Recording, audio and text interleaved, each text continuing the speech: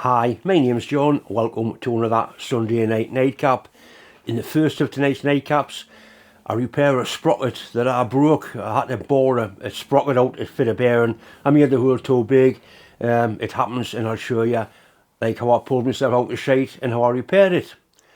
I mentioned last week a channel I watched called Haxby Shed.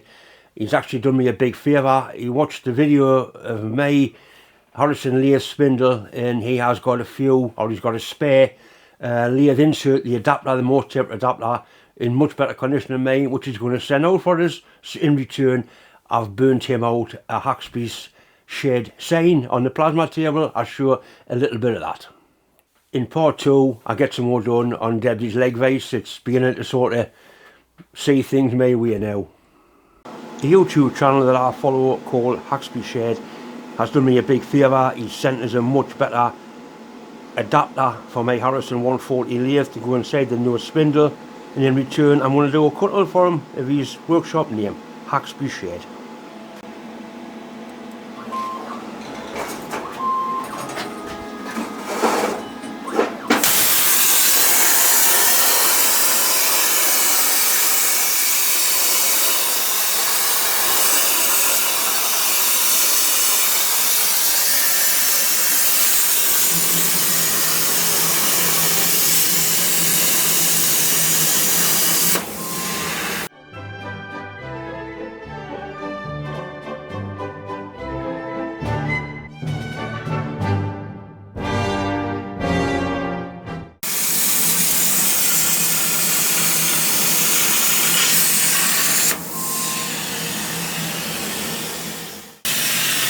Certainly cut that close to the edge.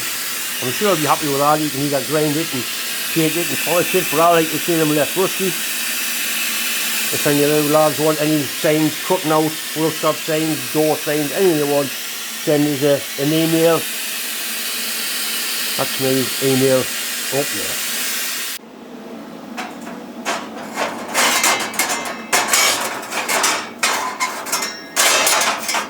That's 2mm rusty plate, cut 30 amps on the stock settings on my Extreme plasma machine. I've got a sprocket here that I've got to bore the centre out of. You may wonder why it's a funny colour. Well, I had a go at it last night and it's as hard as the hobs of hell. So what I did, I put it in the wood burner and left it in there all night, so it's been up to red heat and then slowly cooled down, so hopefully it's a bit softer.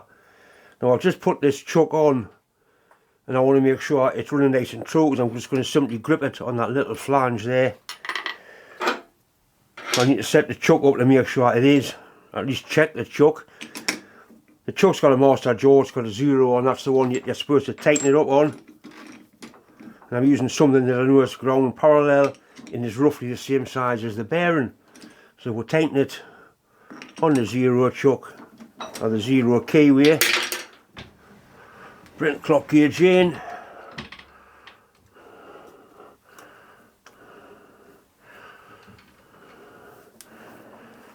I've got about 6 now run out. I'll move the camera so you can see it a little bit better. I hope you can see that a little bit better. Now this chuck mounted using 3 cap heads, and it's a loose fit on the back plate. So all I've got to do is loosen off those 3 cap heads with a specially shortened Allen key.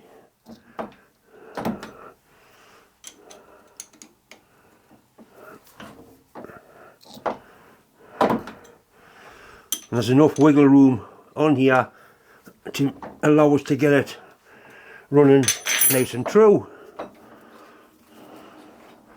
So all we simply do is find the high spot, which is there.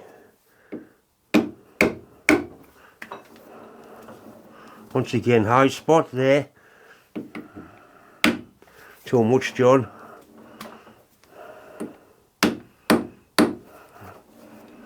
Right, that's like less than a fanny's hair. I'll settle for that. You see with the... Right, so we'll tighten them up.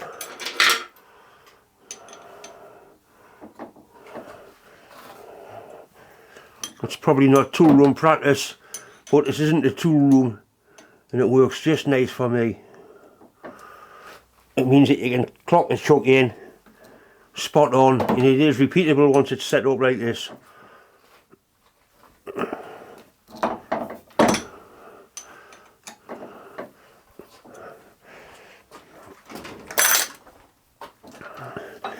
Right, so happy with that, very happy.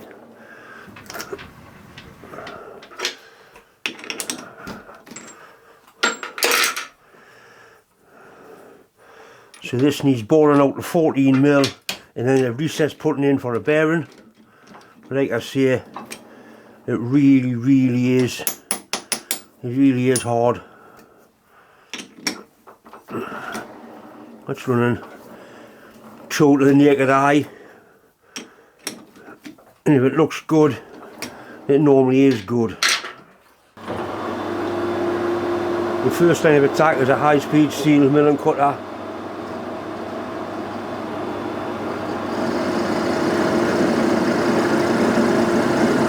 So I have definitely softened the gear because I couldn't mark this with the same cutter last night. It's still hard, but at least it is machinable. Now we'll try a boring bar in it.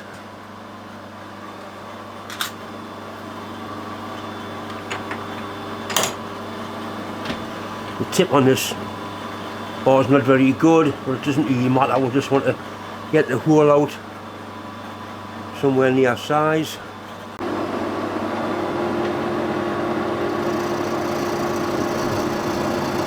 Put the milling cutter through first because the hole wasn't big enough to allow this boring bar through. So when you use this out to 14mm, and I think the bearing's 17.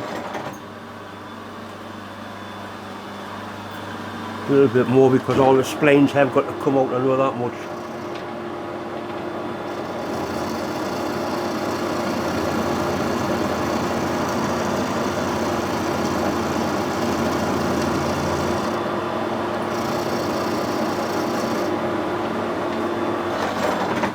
When I first tried this last night, I thought there's just no way I can possibly bore this out, but it's worked quite well.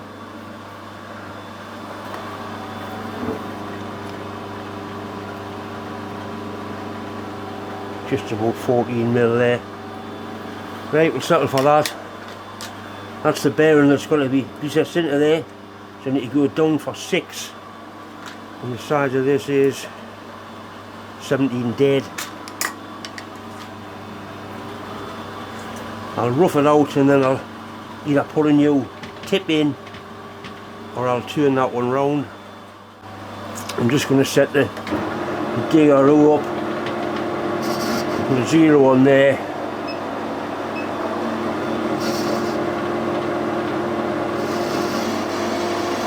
We'll go in for 5mm.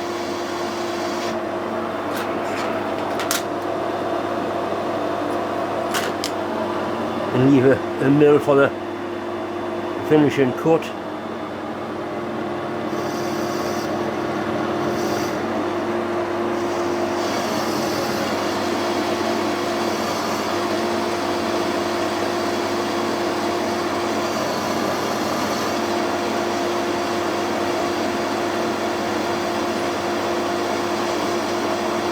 That's 5.5 there.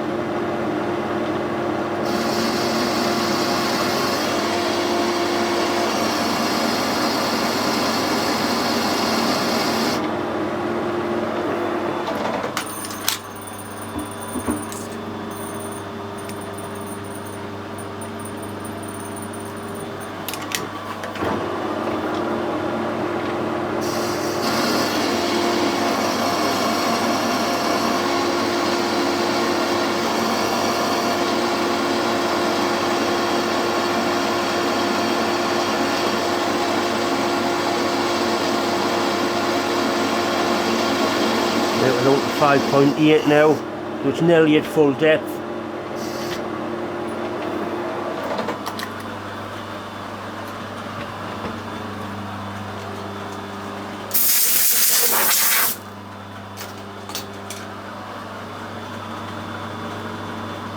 Oh, I hope that I hope that's not right. I've made the hole too big, simple as that. I think what I'll do is I'll go and try and put some either silver solder or brass into there and then have another go at it. Bloody annoying that. Bloody annoying. Right, so I've basically pulled myself out the shade, hopefully filled it with brass, ordinary old-fashioned brazen rod, so I'm sure to recover it. It always makes a better video when I make a mess of something. I've got to try and recover it. I don't think the sprockets are expensive, and the use it's going to be for me taking the temper out, it'll make no difference at all. Still warm and let it cool down and then we'll get it machined. Right, so we can recover it.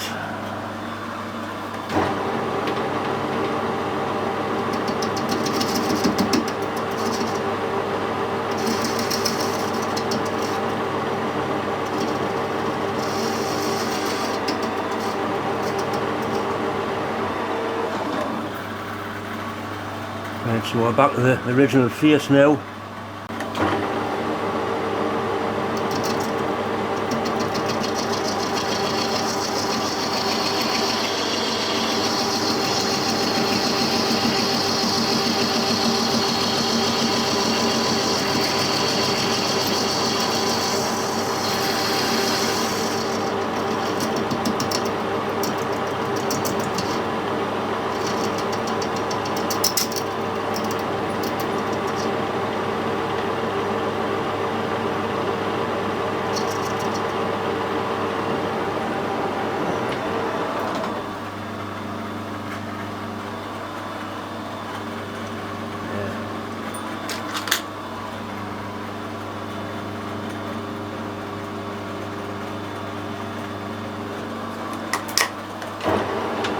Got a bit to play with.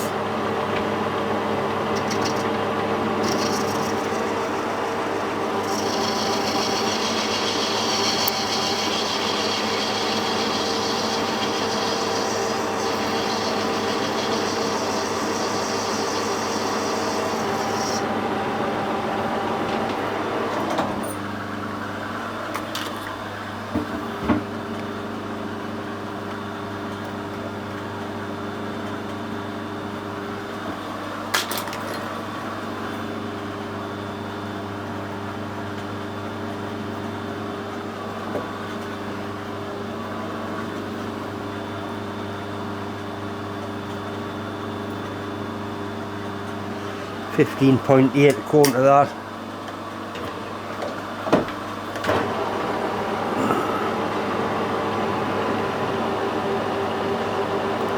Take a half mil.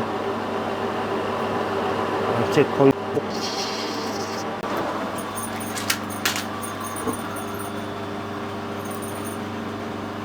16.69.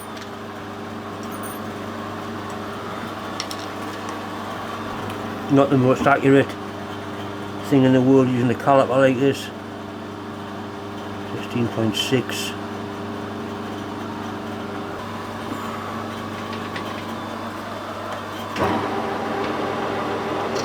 .1 outside.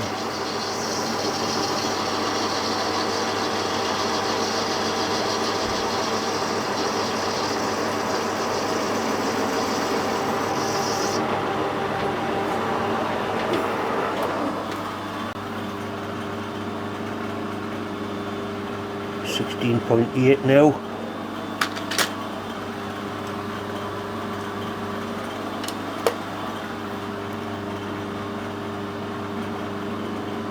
.9, depends where you measure it, or how you measure it.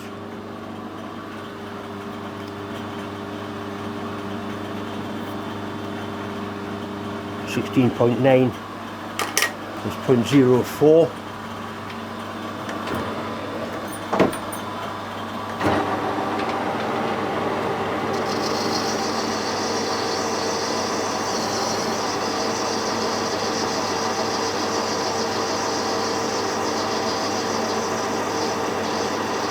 Down to 6 mils depth this time, that's the full depth of it.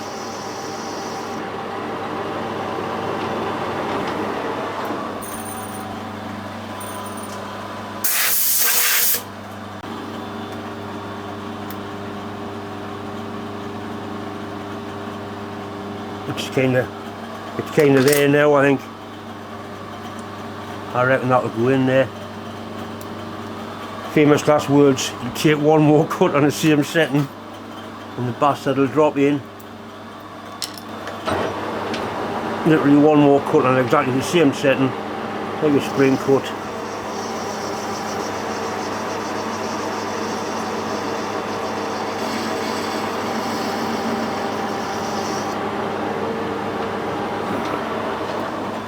I just want to knock that little bit of flash off on there.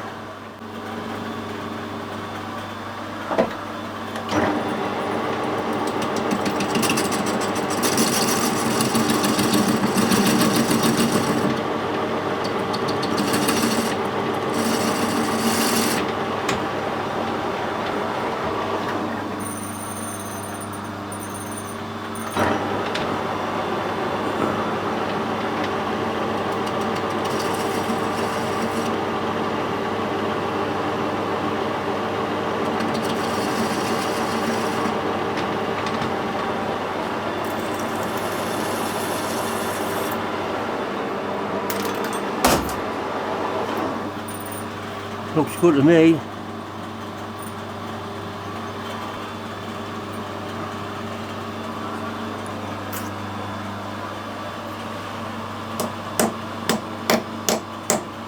Look at that bastard. Spotty dog, happy with that. Nice when you can pull yourself out of shite.